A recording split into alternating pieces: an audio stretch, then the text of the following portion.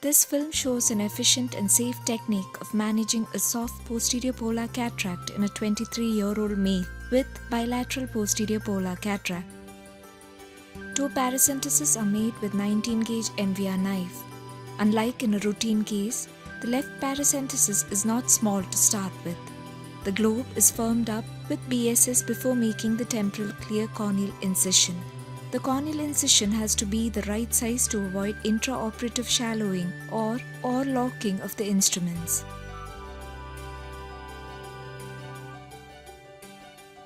It is wise to stain the anterior capsule with trypan blue to enhance the capsular visibility, which may play an important role should a posterior capsular rent occur.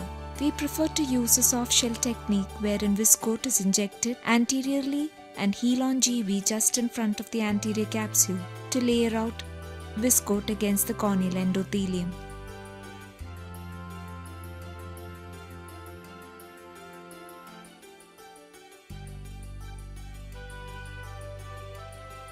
The rhexis is paramount in posterior polar cataract. A small rhexis will complicate intraoperative manipulation.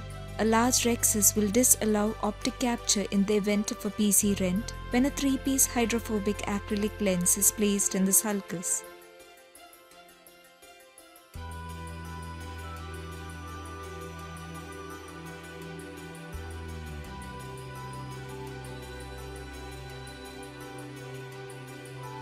In the given case, a vertically oval rhexis was accomplished.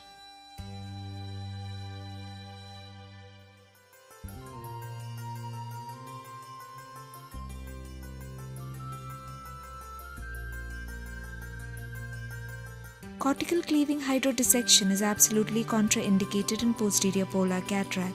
Instead, I have been routinely performing a hydro-free dissection using a flat cyclodialysis spatula.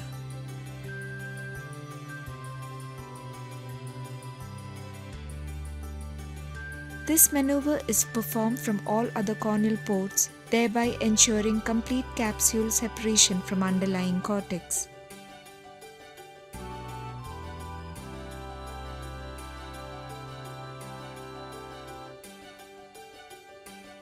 Phacoemulsification is initiated using low parameter setting. Phaco power is between 10% and 20% because lens matter is extremely soft. Aspiration flow rate is between 20 and 24 cubic centimeters per minute and vacuum is varied from 80 to 100 mm mercury. Bottle height is adjusted as low as possible for safe surgery with the given settings. Debulking of the lens matter is performed in the central and nasal areas of the capsular bag, taking care to shave the lens matter as deep as possible. This creates space in the capsular bag which will be handy during the subsequent steps of residual lens matter removal. The area over the posterior polar opacity is left undisturbed. With slight rotation of the phaco handpiece, the superior lens matter is carefully aspirated.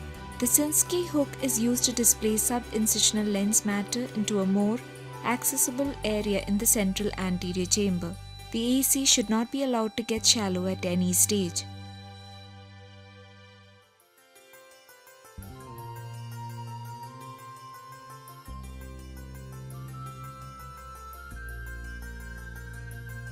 A central area of posterior polar cleaving is noticed. Here the posterior capsule is thinned out and has greater concavity than the adjoining posterior capsule. The lens epithelial cells are seen at the margins of the area of weakening. Before the phaco handpiece is withdrawn, a dispersive OVD is injected into the AC through the paracentesis. Once the AC starts forming, it is advisable to return to foot pedal position 0 to avoid irrigation, which may otherwise flush out the OVD that is being injected into the anterior chamber. Idea is to never allow the posterior chamber to bulge forward. Bimanual irrigation and aspiration is a better approach towards cortex removal because it maintains greater chamber stability. Peripheral cortex is removed before central cortex.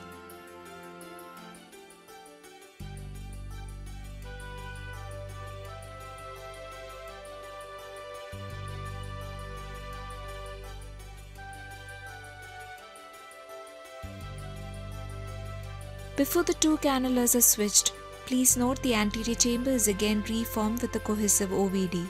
In the presence of central capsular opacity, it is better not to attempt to polish the capsule. It can be managed in the post-operative period if necessary.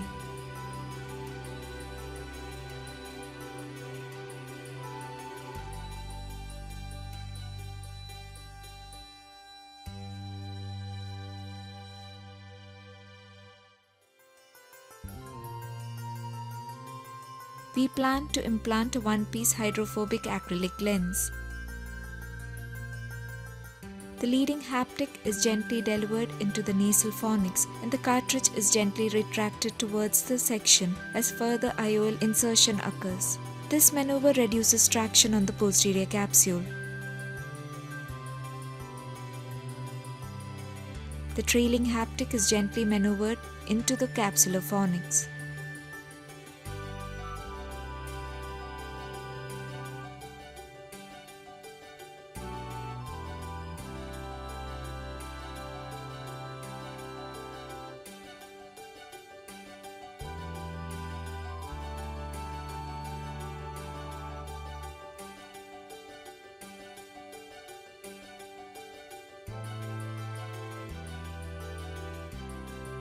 Before OVD removal, stromal hydration is performed.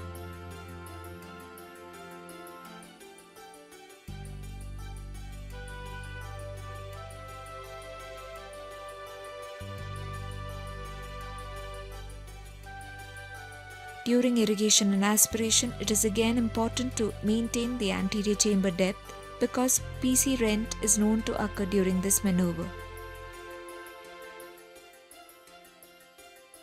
There are various methods to deal with the posterior polar cataract. There are perhaps as many techniques as there are surgeons. All of them have one common principle which has to be taken care of meticulously. Make an appropriate rhexis. Cortical cleaving hydrodissection should not be used.